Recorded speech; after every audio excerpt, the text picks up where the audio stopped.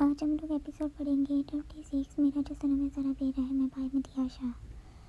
सरार ने जैसे box open किया, जनाब की पिक्स देख मुकाबले के माथे पर कई बाल पड़े थे। ये कोई खत की शक्ल में लिफाफा आया था। सनान बोलते उसको ओपन कर दिया, जिसमें एक अदद सीडी और कई जनाब की तस्वीरें सनान के हाथ से गिरी थी। सनान जो कि अभी अपने फ़ोन पर देख शौक से हुआ था, अपने कदमों में पिक्स पड़ी देख मुकाबले की रगें तनी थी। सब बैठे वहाँ लोग शौक हुए थे। सनान ने पिक्स को हैरानगी से दोबारा आंखों को मुसलसल देखा था। भाभी की तस्वीर सैफ सफारी के साथ। माइक ने एक पिक देखते दरार की तरफ देखा था, जिसके फ़ोन पर लिंक हुई थी। दरार ने गुस्से से एक झटक से फ़ोन पिक किया था। तुम्हारी हिम्मत कैसे हुई मेरी बीवी की तस्वीर? अभी तो हिम्मत शुरू हुई है, आगे तो बहुत कुछ रहता है। दरार इससे पहले अपनी बात खत्म करता सैफ सफारी गुस्से से तेजी से बोलते मुकाबले को खामोश करवा गया। तुम्हें क्या लगा था तुम मेरे बारे में हर जगह से पता करोगे? तुम मुझे पता नहीं चलेगा। दरार सिकंदर अफगानी इतना आसान नहीं तक पहुँचना। ये तस्वीरें आज की कुछ देर पहले की हैं। जैसे कि तुम्हें पता है कि मुझे हीरो की तलाश है, और वो हीरे अजहर बुखारी की बेटी के पास है, जो तुम्हारी बीवी है। जैसे सैफ सफारी ने यह काम मुकाबले का गुस्सा सातवें आसमान पर गया। क्या हुआ? शौक लगा या यकीन नहीं आ रहा? वो कहकर लगाते जैसे दरार का मजाक बना गया। तुम मेरी बीवी के बारे में क्या जानते हो? तुम्हें क्या लगा तुम ऐसे गेम खेलोगे? तुम्हें तुम्हारी बातों में इतनी आसानी से आ जाऊंगा? नहीं सैफ सफारी, ऐसा कभी नहीं हो सकता। क्यों? ना मुझे पता है मेरी बीवी वो लड़की नहीं है जिसकी तलाश तुम्हें और मुझे है। दरार गुस्से से चीखते जा रहा था। ऐसे चीखने से सच बदल नहीं जाएगा। क्यों ना कि सच वही है जो मैं बोल रहा हूँ। मुझे ऐसे क्यों लग रहा है जैसे तुम्हारी बीवी ने कभी अपनी मासी की बात तुमसे की ही नहीं। वो चालाकी से बात को घुमाते दरार को आग लगाने में कामयाब हुआ था। चलो मैं शुरू से सारी कहानी तुम्हें सुनाता हूँ। सैफ सफारी बोलते अपने सोचे प्लान पर काम शुरू करने लगा था। मैं तुम्हारी बीवी को तुम सिर्फ पहले का जानता हूँ। वो कैसी लड़की है, क्या करती थी पाकिस्तान में, मुझसे बेहतर कोई भी नहीं जान सकता। क्यों ना कि मैं उसके साथ उसकी यूनियन में भी मौजूद था। दरार का सुनते ही बुरा हाल हो चुका था कि उसकी बीवी को पहले से वो जानता था। जनाब सच में बिल्कुल भी नहीं बदली। उसको जलाने के लिए सैफ बोलते हल्के से हंसा था। पता है मैं तुम्हारी बीवी की ज़िंदगी का पहला शख्स था जिसने उसको यूनियन में सबके सामने प्रपोज किया था। बहुत चाहता हूँ तुम्हारी बीवी को। सैफ एकदम पागल सा जुनून में बोला था। दरार के माथे पर जितने पल पड़े थे, गर्दन के नब्ज उतने ही तन्ने थे। बस नहीं चला था कि अभी उसकी जान ले लेता। वो मुझसे आज मिलने आई थी खुद। अगर यकीन नहीं आ रहा तो तस्वीरों के साथ सीडी भी भेजी है, उसको गौर से अच्छे से देखना। शायद फिर तुम्हें यकीन आ जाए कि तुम्हारी बीवी कुछ देर पहले मेरे पास थी। वो क्या है ना, पहली मोहब्बत बोलना इतना आसान नहीं होता। वो मुस्कुराते दरार को आग में धकेल दिया था। अपनी बकवास बंद करो। वो गुस्से से पंखा से सीडी प्ले करने का हुक्म सनान को आंखों से ही दे गया। दरार को नफकाने तुम्हें अपने हाथों से मैं खुद मौत दूंगा और तुम्हारी आंखों के सामने जन्नत को अपना बना लूंगा। सैफ सफारी ने टोक टोक बोला था। इतना आसान नहीं मुझे खत्म करना। मैं दरार सिकंदर अफगानी हूँ। तुम चाहकर भी मुझे मार नहीं पाओगे। मेरी बीवी का नाम भी अपनी गंदी जुबान से पर अगली बार मत लाना। और रही बात मेरी ताकत देखने की, तो बहुत जल्द तुम्हें तुम्हारे भाई के पास भेज दूंगा। वो आंखों से निकलती चिंगारियां चिल्ला रहा था, जबकि गुस्से से फोन दीवार में मारते सबको खौफ में मुद्रा किया। सरार सफर सामने चलती वीडियो को देखते धीरे से बोलते करीब हो, ये सब सच नहीं हो सकता। वो यही चाहता था कि तुम गुस्से में कुछ बुरा करो और वो तुम पर वार करे। सरार डरते बोलते सामने बढ़ा। दरार को इस पर किसी की बातों से कुछ लेना देना नहीं था। वो अगर कुछ और से देख रहा था तो सिर्फ सामने चलती वीडियो को देख रहा था, जिसमें तनाव गाड़ी से निकले सैफ सफारी के सामने खड़ी थी और सैफ बोलते बोलते तनाव के करीब हुआ था। गुस्से से उसकी रगत नहीं होती। वो कुछ भी सोचना नहीं चाहता था। अगर दिमाग में कुछ था अभी तो सिर्फ सैफ सफारी की कही बातें थीं कि वो जनाब से पहले से मोहब्बत करता था, वो शादी करना चाहता था, और उसके दादा जान ये नहीं चाहते थे, जिस वजह से वो जनाब को पाकिस्तान से लेके थे। सफ़र की वजह से जनाब का सैफ को पता चला था। हीरे वाली बात तो सिर्फ उसके बाप के लिए ज़रूरी थी। वो एक तीर से दो शिकार कर गया था। क्या दरार का काम इतना ज़रूरी है कि वो चाहकर भी उसको छोड़ नहीं पा रहा? इसने मेरे भाई को बेदर्दी से मार दिया। मैं उसको इससे भी बदतर मौत दूंगा। दरार को हमारी ज़िंदगी से दूर जाना होगा। तुम्हें मेरे पास आना होगा। जनाब के बहते आंसू में ये अल्फाज कानों में जहर की तरह रक्स कर रहे थे। वो कुछ भी महसूस नहीं कर पा रही थी। इतनी तेज़ तूफानी सुनोफा के पर्दे भी रुकी नहीं थी। अगर अभी किसी चीज़ की फिक्र थी तो सिर्फ इस बात की कि दरार ने उससे क्या वादा तोड़ दिया था। वो वैसे ही रोते सो चुकी थी कि आज ही फैसला होगा। वो सैफ सफारी की भोली बातें चाहकर भी भूल नहीं पा रही थी।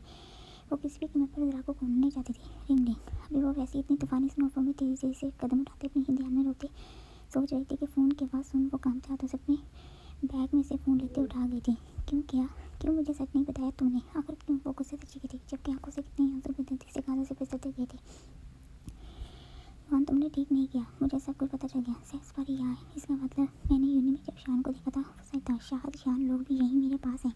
क्यों नहीं बताया कि मेरी वजह से सिकंदर दादाजान पाकिस्तान में क्यों हैं? वो दर्द में एक बार फिर बरस सी गई थी। जनाब आई एम सॉरी। मैं बताना चाहता था तुम्हें, लेकिन मैं तुम्हें परेशान नहीं करना चाहता था। मैंने सोचा था कि खेल हम लोग ख़त्म कर लेंगे। रोहान उसके रोने की गुस्से से भरी आवाज़ सुन परेशान हुआ था, जबकि जल्दी से उसको सफाई पेश की गई थी। हेलो जनाब। वो फ़ोन को कान से उतारते बोला था, लेकिन फ़ोन बंद हो चुका था। शाहद शान भी परेशान हुए थे। पता करो जनाब अभी कहाँ है? रोहान ने सर पकड़ते कहा था। तो शान ने जल्दी से फ़ोन लाया था। स्नोफॉल ने चंद मिनटों में हर सौ अपनी सफ़ेद चादर को फैला दिया था। वो फ़ोन को बैग में डालते सनान के अपार्टमेंट के बाहर खड़ी हुई थी। कुछ देर देखने के बाद वो अपने गर्म सांसें खारिज करते गुस्से से आगे बढ़ी थी। सनान अभी कहीं मत जा। अभी वो गुस्से से जाता सफ़र ने सामने होते उसका रास्ता रोका था, जबकि मुकाबले उसके पीछे खड़ी हस्ती को गुस्से से सफ़र को सामने से हटाने का इशारा किया था।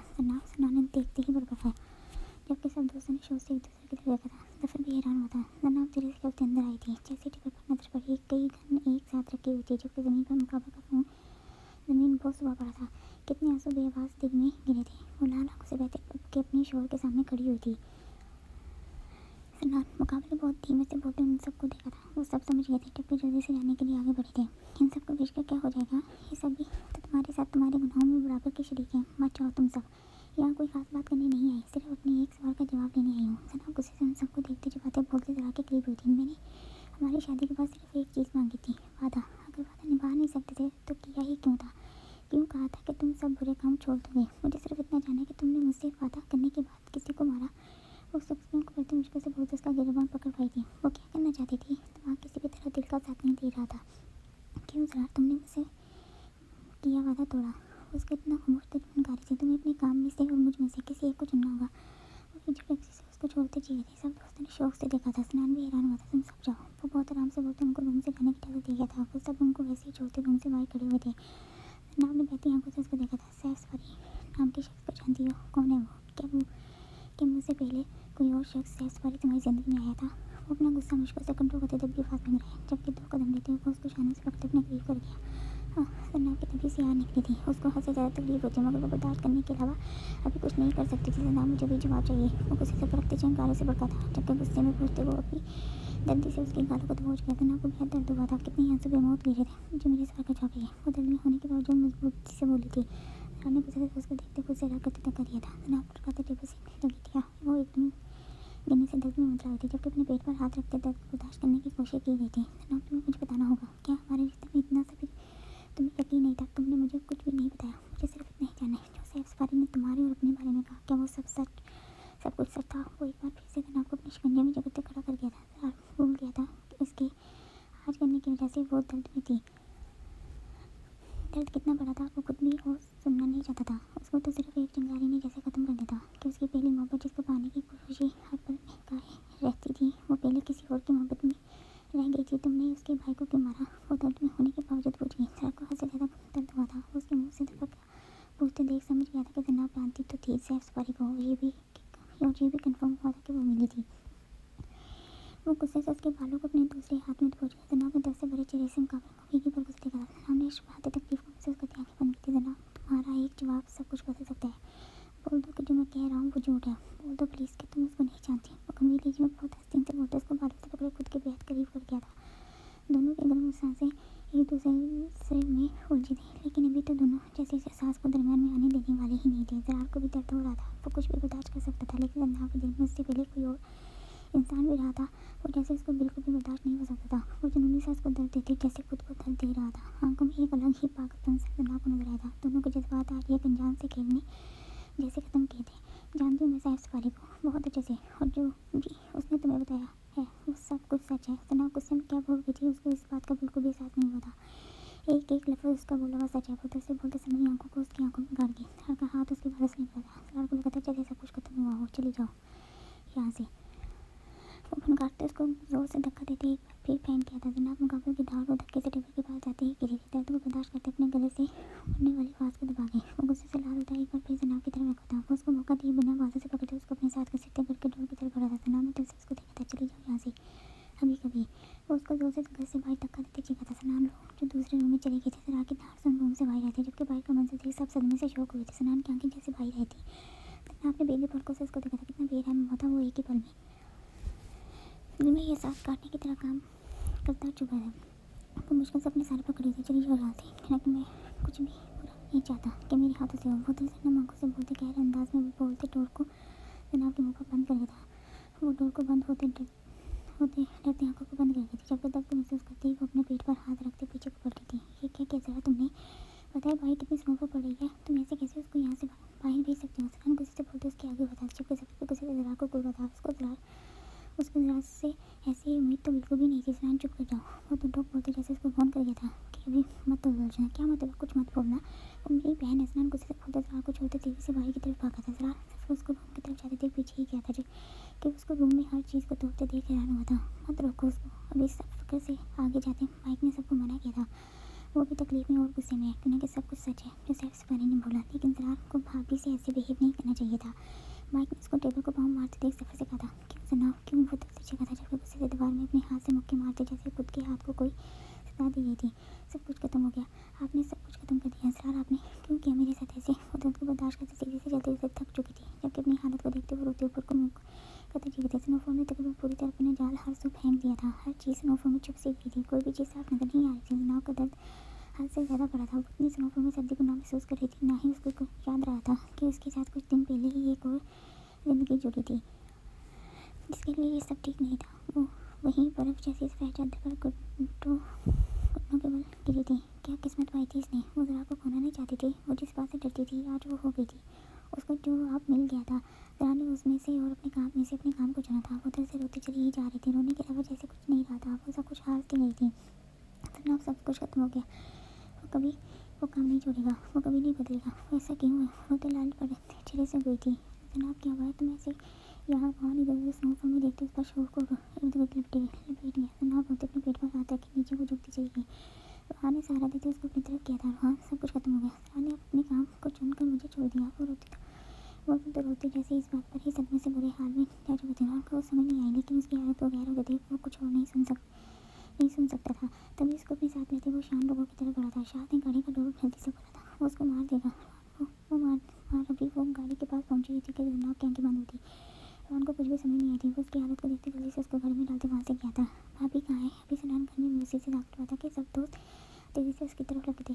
पता नहीं वो कहाँ चली गई। मैंने कितनी देर ढूंढा, लेकिन वो मुझे कहीं नजर नहीं आई। मुझे बहुत फिक्र हो रही है। स्नान परेशान सा फोन मुसलसल जनाब को मना रहा था। सरार कहाँ है? वो फ़ोन को गुस्से से कान से उतारते बोला। वो भी तभी पीछे निकला था। मैं उसको पूछता हूँ। जफर बोलते तेजी से दूसरी तरफ गया था। 10 दिन बाद अभी वो नशे में पड़ा हुआ था। आंखें बूंद गया था कि मुसलसल डोर की बेल को सुन वो गुस्से से उठते तेजी से गया था। कितनी देर से बेल मार रही है? जैसे जरा ने डोर खोला, सामने ही सनान सफ़र लोग एक साथ नाज होते बोले। वो उसको कुर्ते वापस गया था तो वो सब डोर को बंद करते उसके पीछे ही गए। इस 10 दिनों में जरा ने इस अपार्टमेंट का बुरा हाल कर दिया था। हर चीज़ बिखरी पड़ी थी। कांच की कई बोतलें वो हर रोज़ तोड़ता था। सब आराम से देखते उसके पीछे ही जाते पूरी जगह पर भाई जमा हुए थे। रात गई थी। अभी इतनी जल्दी क्या काम पड़ गया तुम सबको? वो अपनी भारी सर को दबाते मुश्किल से पूरी आंखें खोले उनकी तरफ मुतवज्जो हुआ था। जरा मुझे समझ नहीं आ रही, तुम बाबा के पास क्यों नहीं जा रहा? देखो जरा, तूने बिल्कुल भी ठीक नहीं किया। क्या तुम्हें मेरी बहन के पास जाना तुम्हें नहीं लगता तुम्हें मेरी बहन के पास जाना होगा? वो उसको वापस यहाँ लाना होगा? स्नान भी गुस्से से बोलते उसको घूर गया। जरा तेरे चाचू आज फिर से पूछ रहे थे यार। वो बहुत परेशान हो गए हैं।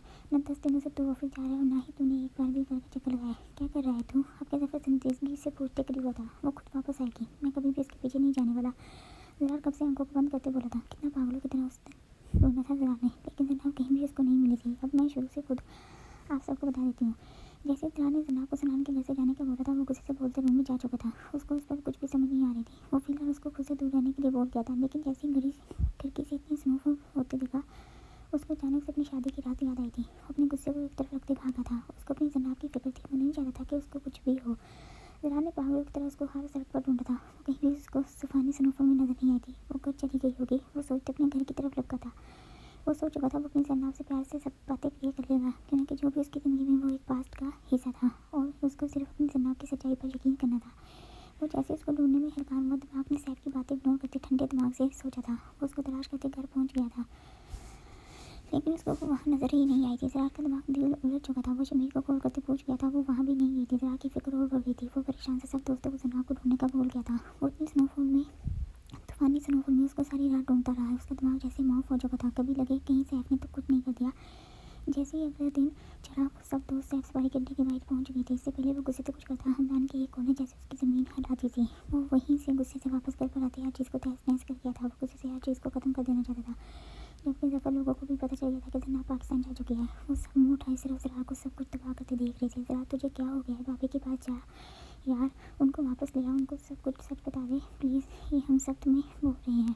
कुछ नहीं होता, ऐसे भाभी को तो यकीन हो जाएगा। सफ़र ने धीरे से बोलते मुहावरा के कंधे को दबाया था। सफ़र, अगर कोई खबर मिली है सैफ सफारी की तो बताओ कि वो कहाँ गायब हो गया, तो बात करो, वरना मेरे और मेरी बीवी के दरमियान में तुम सबको दरमियान में आने की ज़रूरत नहीं। वो टोक टोक बोलते जैसे सारी बात खत्म कर गया था। तभी सनान उसको देखते उठते डोर की तरफ गया था। कुना की बैल हुई थी, कैसे ज़रा उसके अंदर रुकवानी। अभी ज़फ़र ज़रार को कुछ पूछता, अनजान आवाज़ सुन सब ही मतवज्जो हुए थे। ज़रार ने भी झुककर पीछे देखा था, जबकि माथे पर पल पड़े थे। आखिर इसकी शय पर उसकी बीवी यहाँ से रातों रात पाकिस्तान गई थी। रूहान उसकी हालत देख तेजी से चलते आगे आया था। सब दोस्त चुनकर उठे थे। शाह ने गौर से गुरु को देखा था। क्या लेने आए हो? ज़रार हर लिहाज को एक तरफ रखते स्पार्ट हुआ था। उसको सबसे ज़्यादा गुस्सा जैसे अभी रोहन पर आया था, जिसने उसकी बीवी को यहाँ से उससे दूर भेज दिया था। लेने तो कुछ नहीं आया, कुछ बातें हैं जो यहाँ करने आया हूँ। वो आराम से बोलते सोफे पर बैठा था। ज़रा ने कहा जाने वाली नज़र से उसको घूरा था। जब उसको देखते सामने वाली सोफे पर टांग पे टांग चढ़ाई वो भी विराजमान हुआ था। माथे पर कई बाल डाले वो अजीब सा नजर आया था। नशा जैसे उस पर चढ़ा ही नहीं था। बोलो जो भी बोलना है जल्दी से। ज़रा ने तो चुप होते जैसे उसको टाइम दिया था। कुछ बातें हैं जो तुम्हें बताना बहुत ज़रूरी है, क्योंकि जो खेल तुम खेलते हो वो खेल हमें भी खेलना आता है। आपने क्या इसको सब कुछ बता दिया? ज़रा उसका अंदाज देख सोच में पड़ा, जबकि चेहरे पर शिकन वैसे ही बरकरार थी। जो कहना है साफ हो, ऐसी बात करोगे तो कोई भी जवाब मेरी तरफ से नहीं मिलेगा। सैर सफारी इस वक्त पाकिस्तान में है, वो सिर्फ जनाब के पीछे पीछे रहते हैं। वहाँ ने गौर से उसके चेहरे को देखते अल्फाज अदा किए थे। ज़रा जो उसको घूर रहा था जिसम गुस्से में आया था। ये अंदाज और गुस्सा रोहान से छुप नहीं सका था। देखो ज़रा, मुझे तुम्हारे बारे में सब कुछ सच पता चल गया है। तुम ये काम क्यों करती हो, इसका क्या मकसद है? ये मेरे दोस्त शान है जो CBI में है, पाकिस्तान से मेरे लिए यहाँ आए थे। कि मुझे जनाब की फ़िक्र थी। तुम सैफ सफारी के बारे में क्या जानती हो? मुझे ये तो नहीं पता, मगर हाँ, जो मुझे पता है शायद तुम्हें नहीं पता। मैं सिर्फ इतना बोलूँगा कि पाकिस्तान की CBI भी उसको ख़त्म करना चाहती है, क्योंकि जैसे काम वो कर रहा है और जितनी वो कर चुका है, सब अब ख़त्म होने का वक्त आ चुका है। रूहान ने बोलते शायद को मौका दिया था। सैफ सफारी के खिलाफ सब सबूत इस फाइल में है। कैसे वो पाकिस्तान में रहा, जो भी कुछ किया, वो सब इस फाइल में मौजूद है। शाह ने फाइल ज़रार की तरफ बढ़ाए थे। आराम से बोला, मुझसे क्या चाहिए चाहते हो? ज़रार ने फाइल लेते तो डॉक पूछा। सैफ सफारी के खिलाफ जो भी दवाई की इन्फॉर्मेशन तुम्हारे पास है वो मुझे हर हाल में चाहिए। शाह ने ज़रार को देखते आराम से अपने सवाल में छुपा मुआवजा मांगा था। तुम्हें सैफ सफारी को छोड़ो, उसके बाप से क्या लेना देना है? ज़रार ने सब्जी से फाइल को देखते टेबल पर रखा था। जैसे ज़रार ने यह सवाल किया, शाह ने रूहान की तरफ देखा। क्यों ना कि हीरे उसके बाप के लिए खास हैं और वो हीरे किसी भी कीमत पर हम लोग उनको देने वाले नहीं। अब के रूहान ने बोलते ज़रार को अपनी तरफ मतवज्जो किया था। क्या तुम क्या जानते हो सफियान सफारी के बारे में? ज़रार ने रूहान को देखते सवाल दागा था। जारी